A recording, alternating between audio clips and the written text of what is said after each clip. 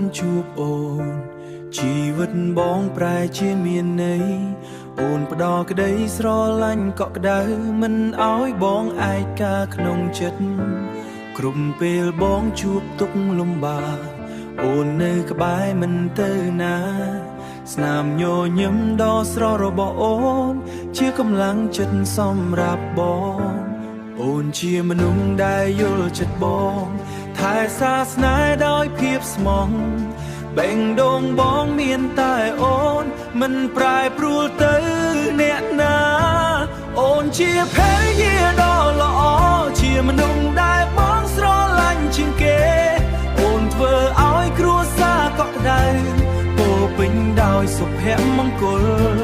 បងសូមកាន់ដៃអូនរហូតមិនឲ្យអូនស្រង់ទឹកភ្នែកស្នេហ៍មួយនេះនឹងនៅស្ថិតស្ថេរជារៀងរហូតមិនប្រែប្រួលពេលបងនឿយហត់អស់កម្លាំងអូនលួងលោមដោយពាក្យផ្អែមអូនជាពន្លឺក្នុងជីវិតដែលបងមិនអាចខ្វាំងបានបើមានជាតិក្រោយពិតមែនបងសូមជួបអូនម្ដងទៀតសាងគ្រួសារដ៏កក់ក្ដៅកាន់ដៃគ្នារហូតដល់ចា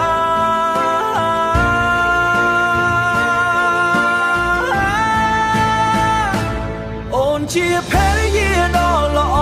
ជាមនុស្សដែលបងស្រឡាញ់ជាងគេអូនធ្វើឲ្យគ្រួសារកក់ក្ដៅពោពេញដោយសុភមង្គលបងសូមកាន់ដៃអូនរហូតមិនឲ្យអូនស្រង់ទឹកភ្នែកស្នេហ៍មួយនេះនឹងនៅស្ថិតស្ថេរជារៀងរហូតមិនប្រែប្រួល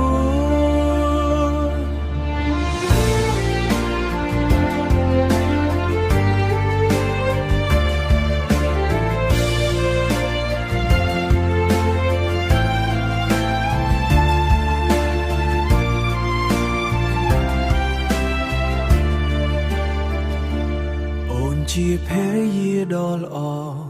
ស្នេហ៍បងមានតែអូនបេងដូងនាងនឹងថែអូនរហូតមួយជីវិត